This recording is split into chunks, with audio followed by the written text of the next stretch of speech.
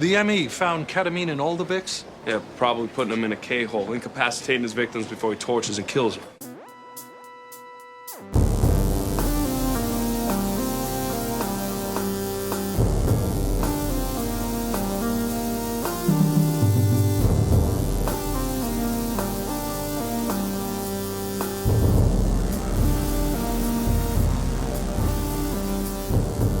In New York City, sexually based offenses are considered especially heinous.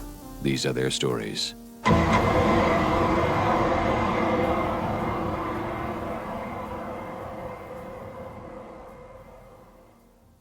All right, guys, we are back with another Munch by Benson podcast where we're going to take a deep, dark dive into the world of Law & Order SVU. Every week, we discuss an episode in depth. We go through all the various ins and outs of it, and we give you our takes on it. My name's Adam. I live down here in Texas. Josh is on the line with me. How you doing out in California, Josh? I'm doing all right. I've been spending a lot of time doing background for this episode because it's ripped from the headlines. Yeah. So I've been really getting all the background information for the Long Island serial killer. Yeah, it's pretty disturbing stuff, isn't it? Yeah. It's kind of just a complete quagmire, just a clusterfuck of poor policing, and yeah, it's rough for the background of this one. Wasn't fun background, that's for sure. Well, do you want to just get to it? Unless you got something fun that you're watching on the outside. I watched both a feature film and a 48 Hours mystery about the case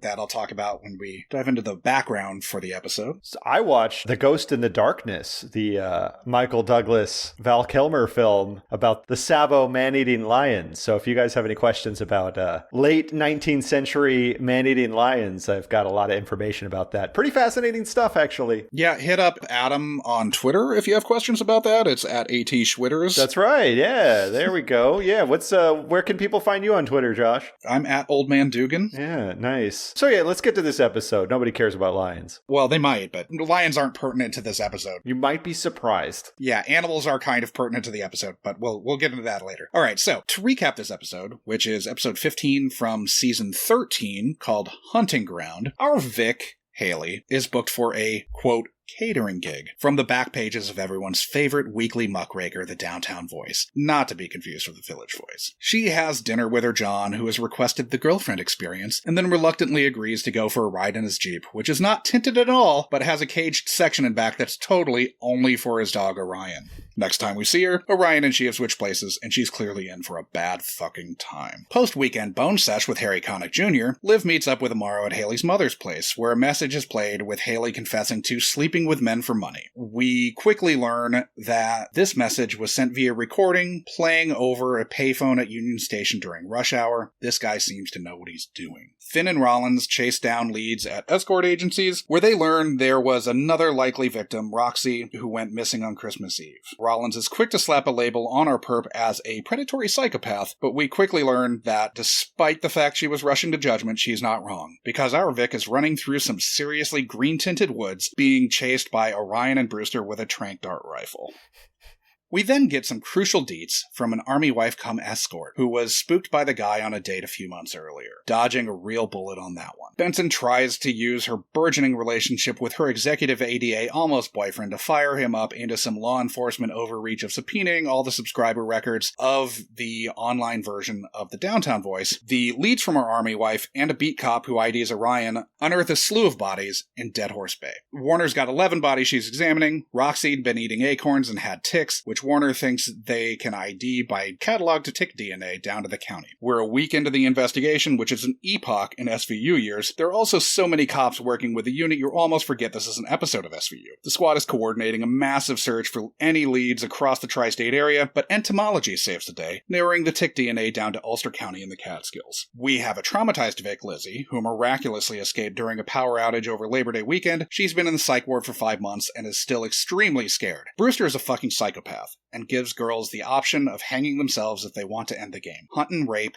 hunt and rape. When the cops picked up Lizzie, they didn't believe anything she said. They race to Hammond Island Preserve, where the green tint is out in full force. They find Haley in a shack. Liv stays with her while Amaro and the other officers check the perimeter. Somehow Brewster gets past them and outs himself as an incel who could double as a literary indie rock frontman who believes that only animals are honest. What a fucking weirdo. Just as he's about to punish Liv for having reached for her ankle gun, Amaro plugs him with 2 in the chest from the crawl space under the shack. We find out this is Amaro's first kill, which means he's got some paperwork to fill out, but not before he Skypes with his wife on deployment, and we get to watch as his marriage disintegrates in real time. Okay, so that's the episode. There's a lot to learn about the Long Island serial killer with this one. There really is. So I know you did some research on it. I did a lot of research on it. We had to delay the taping of this episode by a day and then by another hour because I was so deeply involved with this research that it was really pushing things. Anyway, so this episode is based on the Long Island serial killer. There is an episode of 48 Hours Mystery that can be streamed on the extremely wonky CBS News website. If you just search for Long Island serial killer videos on YouTube, it'll come up. The case was also the basis for the scripted film by documentarian Liz Garbus, who directed What Happened to Nina Simone and Who Killed Garrett Phillips. Her feature film on this subject is called Lost Girls, which dropped on Netflix in March. Lost Girls also featured Dean Winters and presumably operates in a world in which Brian Cassidy moved out to Suffolk County by 2010.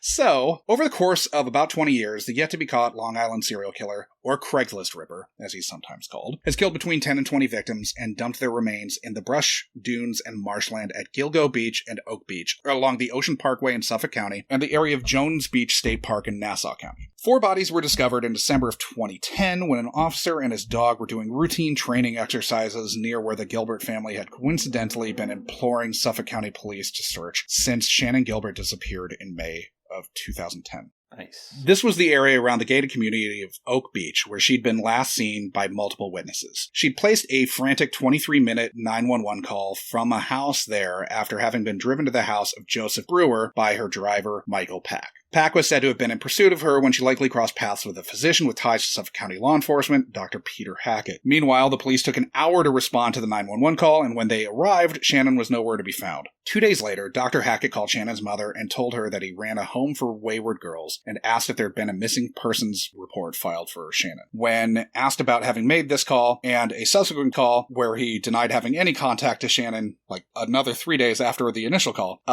when asked about having made these calls, he denied ever having called the Gilbert home or having met Shannon for months to anyone who had asked, until he was finally confronted with phone records corroborating Mary Gilbert's claim that he had called them twice. At this point, he changed his story and said that he called but never said he ran a home for wayward girls. None of the 4 bodies found initially were that of Shannon Gilbert. Instead, they were of 4 other call girls who had advertised their services on Craigslist, where Shannon also ran ads. All 4 had been strangled and dumped in burlap sacks. In the weeks following the disappearance of Melissa Barthélemy in 2009, her younger sister received sexually explicit, threatening phone calls from her killer placed on Melissa's phone. Around the time of Melissa's disappearance, there were a slew of calls to the Manorville area where the possible Long Island serial killer suspect John Bittrolf lived. Bittrolf was convicted in 2017 of the murder of 2 prostitutes, one in 1993, one in 1994, thanks to DNA linking them to the bodies. He was also said to enjoy killing animals, and Melissa Barthélemy was best friends with the grown daughter of one of Bittrolf's victims that he was eventually convicted of killing. Bittrolf also only lived 3 miles from the second dumping site that was unearthed a few months after the initial find of 4 victims. In March and April of 2011, the remains of 6 other bodies were found. The first belonged to Jessica Taylor, who had died in 2003 when her naked, dismembered torso was found atop a scrap heap in Manorville. Damn. Her skull and hands and the rest of her remains were found 8 years later at Gilgo Beach, along with the remains of 3 more Jane Does, a toddler likely belonging to Jane Doe number 6, and an unidentified Asian man wearing a dress. These bodies dated back to 1996. Over a year after Mary Gilbert was badgering the Suffolk County Police to search for Shannon, she was finally found in the thick brush of the marshland directly behind Dr. Hackett's house. To show Mary Gilbert where Shannon was found, the police drove her to Hackett's house and showed her from his deck. Police have linked 10 bodies to the Long Island serial killer, but Shannon Gilbert is the one they refused to link to him, ruling her death as a drowning after becoming disoriented on drugs. Yeah. When she was finally found, her clothes and belongings were nowhere near where her body was found. The police's explanation was that the thick brush must have pulled her jeans off her body as she was wading through the muck. As it does. Yeah. They said she drowned in mere inches of water. The Gilbert's family lawyer had her body examined by another forensic pathologist who said that her hyoid bone in her neck was broken, like it would be if she was the victim of strangulation.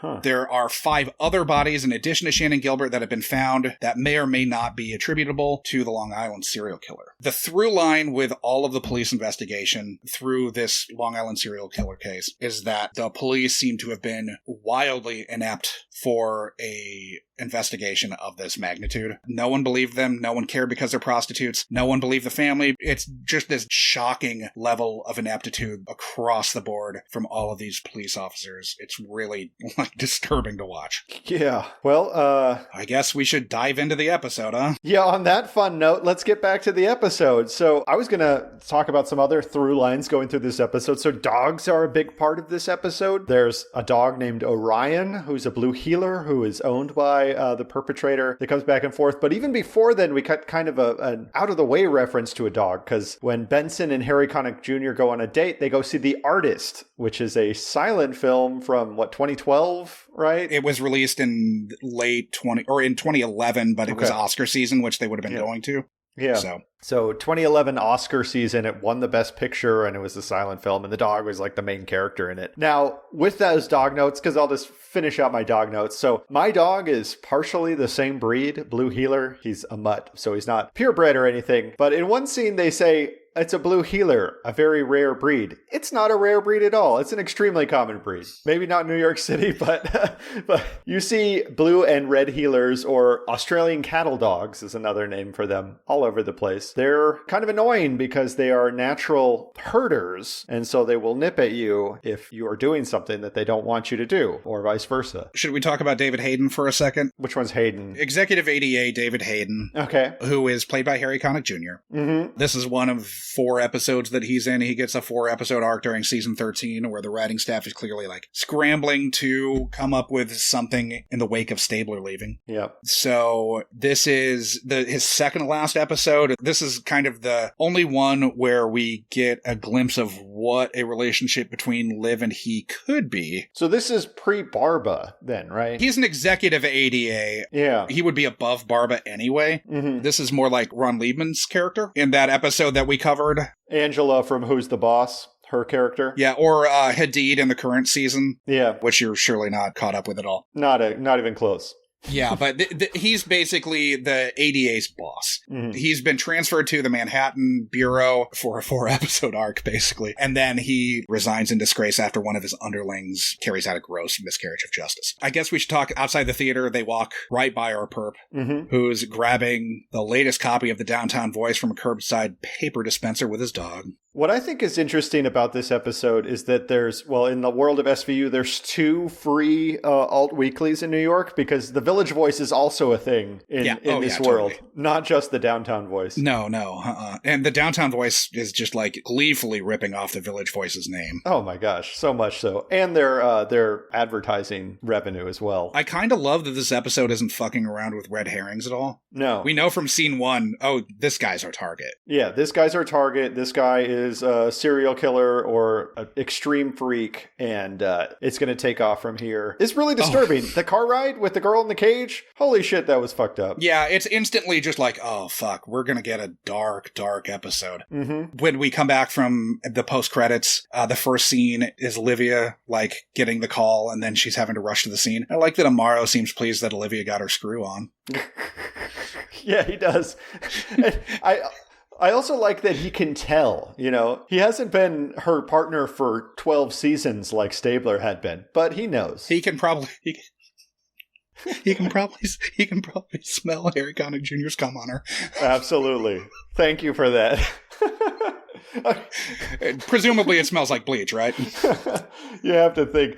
Now, do you think that the show creators think that Harry is... Okay, so I haven't seen enough of the Harry Connick episodes, but in my mind, I think that they think that a New Orleans accent sounds just like a slow New York accent, and so that's why they cast him. You can practice law in New York if you grew up in New Orleans. I don't know. Oh, okay, it's true, but he just has You don't have to have a New York accent. New York is a cosmopolitan city with people from all over the world. Isn't that the truth? Okay, here's one thing I'll say about this episode. It really goes hard on the storylines for every one of the main characters. Yes. We get a storyline with Munch, Munch, except for Finn. We don't really get any Finn Tutuola in this episode. But Munch... He's just a cop doing his job. Yeah, he's just a cop doing his job. Munch is extremely pro Backpages, which I'll get to in a little while. Backpages is the advertising kind of setup by which you used to be able to find escorts and other things back in the day. It has since been legislated out of existence. Largely because of cases like this. The initial case is actually from Craigslist. Yeah. And Craigslist had to get rid of theirs too. Exactly. Now, it's controversial, and we'll get there, but yes, these sorts of things did lead to it being shut down. But Munch is definitely pro Backpages because it keeps publications like The Downtown Voice afloat. His favorite weekly muckraker, apparently. They're the only people doing local news anymore, he says. Now, of course, Olivia's dating Harry Connick Jr. We get a little drop about Rollins' character because it is the Super Bowl, we find out, and Cragen asks her how she did during the Super Bowl because she is a recovering gambling addict. I suppose we should place this like where it's happening in SVU, and this is obviously happening in the first season without Stabler, season 13, because they had to fill such a big hole. Yeah. They really loaded Rollins and Amaro backstory into these episodes. Big time. I believe season 13, Warren Light was the showrunner. I was just listening to a podcast about the upcoming Stabler show, and he talks about how this season, the new season, they tried to roll out the character development on these new characters a lot slower because they'd sort of like made the mistake of going into this way too fast. Yeah. And doing a bunch of backstory about characters that you don't care about yet. Exactly. And just doing whole backstory episodes about them. Yeah, because the Rollins gambling episode has already happened at this point, and like Cragen decides that he's going to keep her on, but she has to go to Gamblers Anonymous meetings. It's definitely something, there are some growing pains in this season that are related to how they're unloading backstory, but holy shit, do they cram a lot of that into an episode that's about a serial killer. They sure do. And I would say the worst parts of this are when we have to watch Danny Pino, Nick Amaro, talk to his wife in Afghanistan via Skype, which is, for one thing, kind of an irritating storyline, but just features some just really outdated looking camera work and just ham-fisted technology references. It's just this weird fisheye view lens kind of Amaro talking to his wife. It looked like something straight out of Nickelodeon. Did you notice that there was a Brewster McCloud reference? I did. It's one of the Altman movies I haven't seen, though, so it sort of didn't land with me, unfortunately. Yeah, so Bud Cort lives underneath the bleachers in the Astrodome, and he makes a Renaissance-style flying machine under the bleachers of the Astrodome, which he eventually flies in the Astrodome. Like based on Da Vinci? Yeah, basically. Under the Da Vinci sketches? Yeah, basically based on the Da Vinci sketches. Which also play a factor in Hudson Hawk. Yeah. Brewster McCloud, it's a lot of fun. I highly recommend it. It's nice for an Altman film in that it isn't a 3.5 hour long ensemble cast character study kind of thing. It's just a straightforward movie, and it's fun, and it's a Bud Cort feature, so you don't get too many of those. Yeah, we need more Bud Cort features. Bud Cort is now in session. Mock trial with Jay Reinhold leads to imitate. All rise, Bud Court is now in session. Please be seated. Hard to see when you got someone's hand up your ass. All right, let's lose the puppet.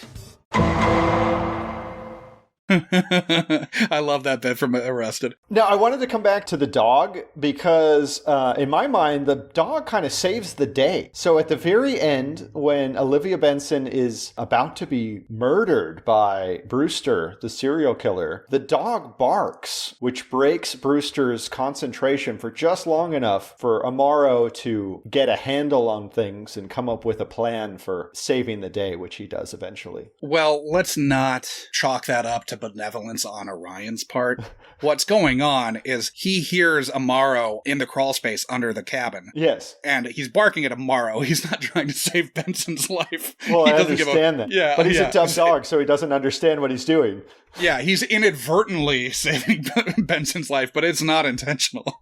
Oh, another film that I found this referencing, which I think applies, is 1994's Surviving the Game, starring Ice-T, Rutger Hauer, and Gary Busey, among others, where I think it's like the deadliest catch of all, man, something like that. Yeah. Anyways, where some rich guys pay a bunch of money to hunt Ice-T, essentially. I hope he fucks him up. He does in the end. So there are a few things in the episode that sort of owe to the actual Long Island serial killer. After hearing the message that Brewster made Haley leave on the machine, We get the mother saying that the cop she spoke to on Sunday wouldn't listen and said Haley was likely out partying. This seems to be a nod to the many cops who wouldn't listen to the Long Island serial killer's victims' families when they called to say their daughters or sisters were missing. They ran into a persistent attitude from the cops that prostitutes were prone to running off and that they didn't really seem to be humans. How disturbing were those phone calls? Every one of them was dark. That's what the serial killer was doing to Melissa Barthelomew's sister, who was only 15. He was calling her and telling her he was going to fucking rape and kill her. Dang, that's horrifying. Super fucked up. Then the other thing that sort of ties into that is him using the Grand Central Station payphones to relay communication to the family is sort of ripped from the case too, because when the real Long Island serial killer was calling Melissa's sister, he was doing so from highly trafficked tourist areas like Times Square. So they couldn't figure out who he was. Easily, yeah. Now, their first leads lead them to these escort agencies that advertise in Backpages. And I just want to point out the second escort agency they go to. I loved this performance. It probably was my favorite performance in the thing. The guy there, for one thing, his office is a fake SAT tutoring service, which I think is just a genius bit. It's called Ace the SAT. Yeah. But this guy comes across as one of these like classic downtown New York characters. He probably could have been a minor bit role in Uncut Gems. This guy's fantastic. He says he bought her a new grill because she was a meth addict, and he says cuspid to cuspid, 10 grand. How much the new veneers How much cost? those veneers cost? Yeah. Oh, I love that. Really great performance. That guy really owned it. He was probably my favorite bit part, because honestly, that's one thing that this lacked was sort of standout small roles for the characters. It was definitely very main cast focused episode. Right. And then very, very heavy on the Vic, the perp. The Vic's mom is in it a fair amount. And then we get, the army wife and her husband. Yeah. And Lizzie, the victim who escaped. But that's most of what we have that isn't just like a really functional, this is a doctor, this is a whoever. There's not a lot of color in this episode other than that. Yeah, that's true. I would say that the scene at, I guess it was the morgue, it seemed like it was a larger facility than the regular morgue we go to. Well, yeah, you gotta have room for 11 fucking bodies. Dozen heavily decomposing bodies in there. Really disturbing stuff for SVU. I mean, that's... Yeah, art department really had to do a lot for this episode, because that's a lot of fucking corpses that they had to come up with. Yeah, they brought it. It was fairly realistic looking, too. Yeah, in various stages of decomp, too, so, because, this is presumably happening over the course of a couple years at least. All right, so... Can we talk about how great Munch's Martha's Vineyard dig was? When they're trying to identify the van by the sticker, and it was either an MV or an MB, Munch says... Yeah, she said either MV or MB. MV could be Martha's Vineyard. There's a lot of criminals up there. Oh. Yeah, that was really good. Very much a Kennedy dig. Yeah, it was delightful. I loved that. It's all basically a dig on rich corporate fucks who have summer homes on Martha's Vineyard. Absolutely. We also get Munch talking a lot about supporting the First Amendment. This seems like the more cohesive version of Munch that I think we both sort of have the impression of, but as we've hit him in random episodes, there's shit where it's like, this doesn't make any sense, and this seems to adhere a lot more to his worldview. Absolutely. So another thing, since I always like to go there whenever a drug comes up in our viewings, I went to psychonautwiki.org because the girls were drugged with ketamine. That's what was in the barbs that he was shooting at them during the game. And it seems like... They descend into K-holes. Yeah, they descend into K-holes, exactly. Which, is definitely plausible. I think that at a high enough dosage, there is supposedly the experience of dying. For instance, I found a couple experience reports, and at 260 milligrams of ketamine, it was described as lost in Paisley. And when you increase to 300 milligrams,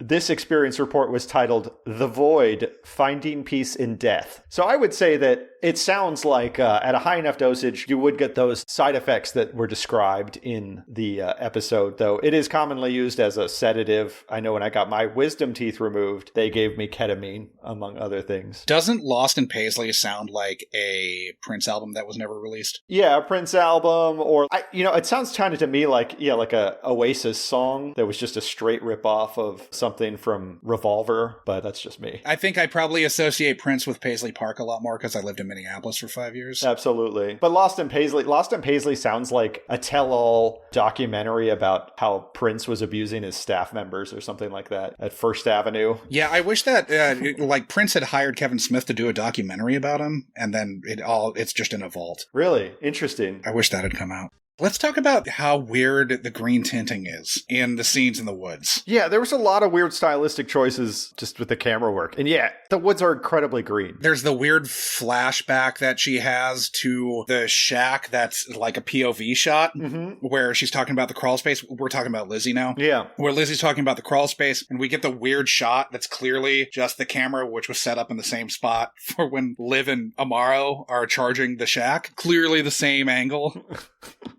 So they didn't even bother to repo at all. They just kept going with that shot. We're like, oh, we'll just use this shit for B-roll. That the flashback for POV, we'll use that too. Yeah. So that was super weird. But I was going back and forth a second time watching and going back and forth between screens on my computer. And it was so green that I thought my computer screen was fucked up for a second. Yeah. Because I seriously was like, what the fuck's up with my computer? Yeah, it was bizarre. Just incredibly green. But they also kind of did that in the scene where the girl is locked in the cage in the back of the truck. There's a really kind of weird tint. They definitely kept it in the shack, too. Yeah. They definitely kept it there because Liv looked weird because they still had the green tint there. Yeah, she did look super weird. Strange choices in the episode. Kind of goes with the weird Skype vision stuff. Yeah. We saw there was also a weird, as far as like the way they color corrected, it seems like different people did this because the scenes on the beach also have a very just completely different feel. Those are totally bleached out. That actually makes sense. Like, I feel like that's a choice that I feel like stylistically really works. Yeah. It's a little unusual to see in SVU, but it definitely works. You know, you've got this bled out, bleached out, stark fucking landscape where the dogs are just,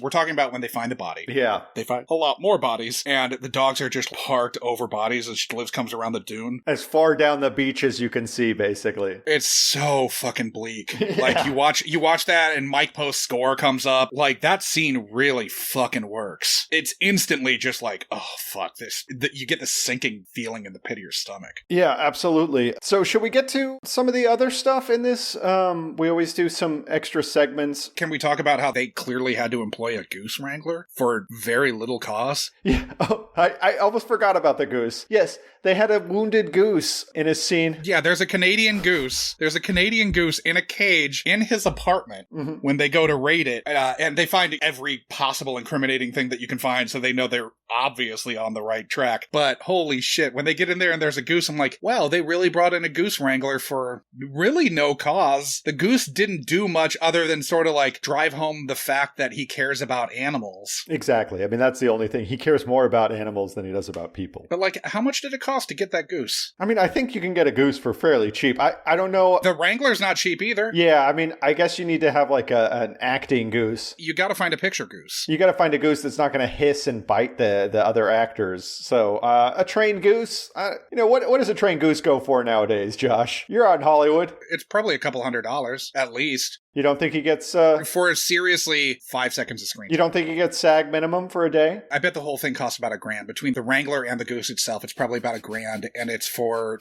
no more than, 10 seconds of screen time? If that. I don't even know if it was 10 seconds. They do point it out, though. I thought they were just kind of going to leave the goose in the corner, but though somebody does point out that he saves geese on his free time. Ice-T says... he nurses birds back to health and kills women. I'm a big fan of guys like Grant facing due process, but I'll sleep pretty good tonight.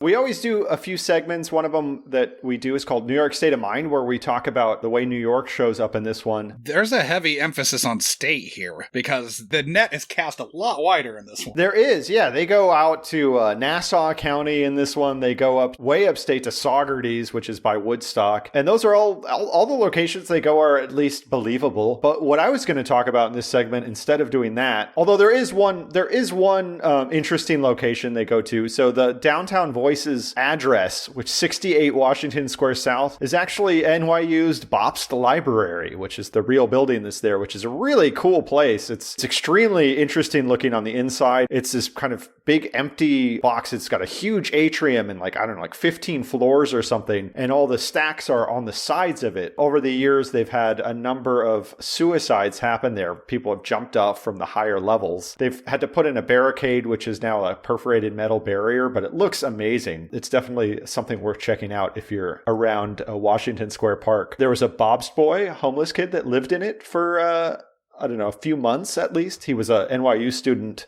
who couldn't afford student housing, so he lived in there. I mean, student housing for NYU has to be insanely expensive.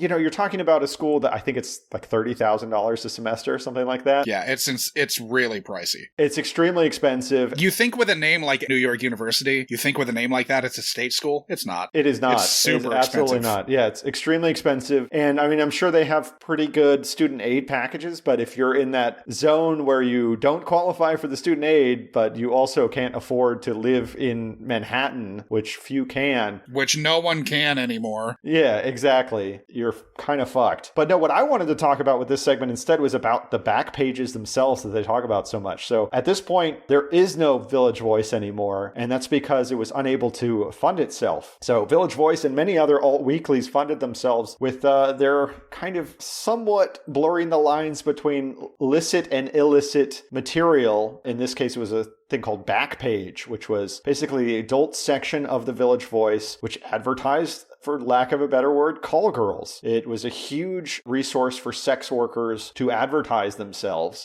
Call girls and call boys. And call boys, absolutely. Call people of all kinds. And it was not the first such entity to face fury after things like the Long Island serial killer came around. Beginning in about 2010, Craigslist, which had been basically the premier spot to find a sex worker online, came under fire, and by 2011, Craigslist no longer offered any adult services. So most of those switched to Backpage, which had an online feature at this point and was still, of course, a huge fundraiser for Village Voice. Backpage came out of Village Voice. It was the same people spun it off. Now, it became a huge hub for sex workers. And with that, it became a hub for sex trafficking as well. And so this is where the kind of laws against it started up. Now, there's a back and forth here because, well, yes, Backpage did clearly lead to children and adults being trafficked. It also was a much safer way for willing sex workers to find customers. And in fact, it's estimated that 17% fewer sex workers were killed during the kind of high era of Craigslist and Backpages. So from about 2002 to 2012 when they began to be shut down. So there were significantly fewer deaths as a result of being engaged in sex work. And so nowadays it's kind of pushed sex work back into the shadows, out onto the street where there's real, sort of classic view of pimps who beat up the people that work for them instead of being able to be independent contractors, which places like Craigslist and Backpages allowed. So it's fairly controversial. There are definitely willing sex workers out there, and their lives have been made much more difficult by these things being shut down. Backpage itself was essentially ended by a law passed in 2016 called SESTA. I think Craigslist doing away with their, whatever they called it wasn't Backpages. But I think Craigslist doing away with that was a direct result of the Long Island serial killer. Yeah, Craigslist was, well, there was because they did it basically. There was there was pressure from the people to get rid of it because people were dying. Yeah, exactly. Well, Craigslist voluntarily shut it down. Yes. Now, no. So SESTA is the Stop Enabling Sex Trafficking Act. There's also the Fight Online Sex Trafficking Act, FOSTA. So these are the two bills that were signed in 2017 by the Trump administration. How did corporations get rich off of this bill? Oh, actually, tell me if you have some knowledge about this. No, I'm just operating under the assumption that this is all just a cash grab because that's everything that the Trump administration's done. Yeah, well, I mean, the thing is that it has made it a lot more dangerous to be a sex worker, is the big takeaway. Now, at the same time, it might have limited some. There definitely definitely was sex trafficking done through these websites. Right. There's also Rent Boy is another one that was shut down. There's a few of these. However, I really miss Rent Boy. yeah, I know you're a big fan. However, it does also seem like, it's one of these challenging situations. So it did some bad, but it probably did more good than it did bad. Yeah, we have a tendency as a society, we think we identify something that's an ill and don't think about the other aspects that it's actually helping with. Absolutely. Especially when it comes to sex workers. Absolutely. And it's not like sex trafficking has stopped because they shut down these websites. Not even close. No, they're going to find a way to traffic people. Mm-hmm. It just becomes more dangerous for people that are doing this for the right reasons, whatever those are, to do this. And it becomes a lot worse for them. So it's kind of an interesting story. Of course, this did lead to the end of the Village Voice, which if you're looking at why the Trump administration might have wanted to shut this down, it's because it's yet another way to get rid of good journalism outfits. Right. But it's an interesting story. And it's definitely one of those fraught, complicated issues that there's good and bad in there at the same time. But yeah, no more Backpages anymore, and increasingly fewer and fewer alt weeklies anywhere. Houston's alt weekly is gone, New York's is gone. They're just all dying, which is sad. Houston's alt weekly was pretty sad, though. Yeah, I mean, it's true. I had plenty of times where I had to kill an evening in Houston, and I picked up that fucking weekly, and you just look through it, you're like, what is this town? Well, we were pretty spoiled. Austin Chronicle is a pretty good one. Yeah, the Chronicle's pretty fucking great. Yeah. I really love the Austin Chronicle. Does a lot of awesome shit. Mm-hmm. Also, New York Times columnist Nicholas Kristof, who is ostensibly on the left, played a big part in shutting down Backpages with some of his writing. Arguably on the left. Yeah, exactly. Depending on who you talk to. Yeah. If you listen to Trump, he's on the left. Yeah, absolutely. Well, this guy definitely took a very strong position against it. He's against human trafficking, which who isn't? However, again, it is a complicated issue. And yeah, it does more harm than good. Yeah, a lot of people have died as a direct result of being forced into much more dangerous ways to do sex work than at the time.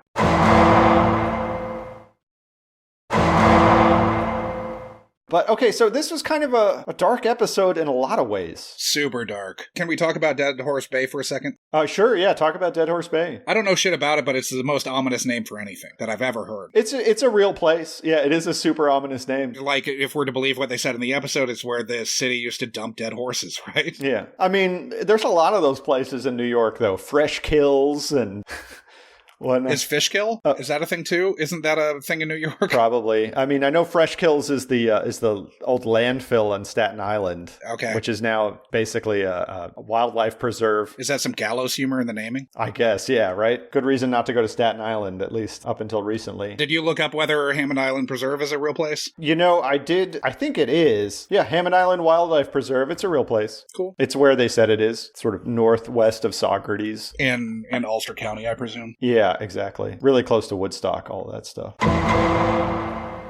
Should we get into rating the episode? Let's rate this episode. So we rate these episodes on a number of criteria. We do each one from 1 to 10, and then we get a composite score off of that rating system. We're going to go in backwards order for this one, and I think this number is going to be reasonably high. So let's start with the depth and breadth of lives ruined here. You get a higher score the more people's lives were completely destroyed by this episode. There were a lot in this episode. We have, Yeah, it's a serial killer, so there's 11 victims that they found dead. 11 dead victims. Plus 4 more that they can't account for in his diaries. Plus 3 living victims who are in various stages of having their lives ruined. I guess one not strictly a victim, but an almost victim who's probably... Yeah, the army wife. Fairly disturbed by it. She could, after this, be going through survivor's guilt. Yeah, no doubt. We have... Amaro's marriage, and he has a child at this point, right? Yeah, they have a kid. There's also the concern that with this being his first kill, that maybe he gets a thirst for blood. Yeah, it's true. And he has to kill again.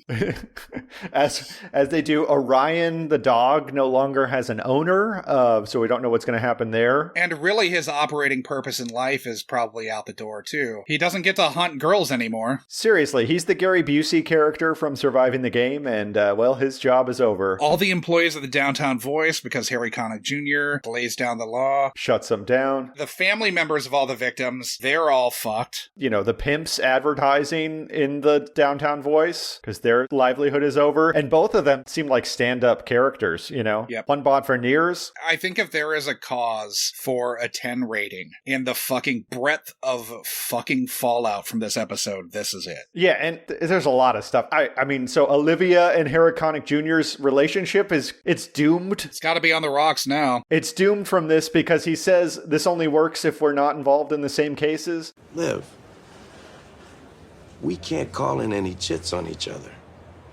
This, us, it only works if I don't get near a case you're working on.